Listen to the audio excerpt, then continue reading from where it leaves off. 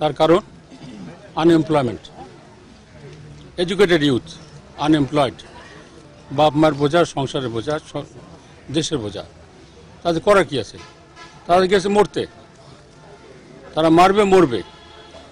আর একটা কথা, বিদেশিতে মারলো কেন? বিরাট প্রশ্ন। বাংলাদেশ ছেড়ে দিয়ে সবাইকে বিদেশে মারলো কেন? সরকারকে খুঁজে বের করতে হবে কি করে তারা এই সন্ত্রাসের বিরুদ্ধে যুদ্ধ করবেন, এই যুদ্ধে জয়ী হবেন।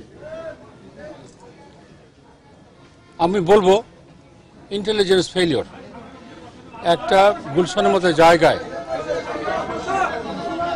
জায়গায় এত অস্ত্র নিয়ে কয়েকটা ছেলে আসলো, আমরা খবর পেলাম না, ইন্টেলিজেন্স খবর পেল না, এটা হতে পারে না।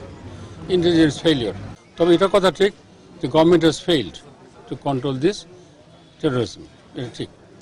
আমরা বৈদেশিক কোনো সাহায্য চাই না। আমরা একটা গর্বিত জাতি, আমরা যুদ্ধ করে স্বাধীন হয়েছি। আমরা কোনো বিদেশি হস্তক্ষেপ চাই না। এই সন্ত্রাসের মূলে আমরা যাব, সন্ত্রাস দমন করে যা করা আমরা নিজেরাই করবো, অন্য কোনো সহযোগিতার প্রয়োজন নাই।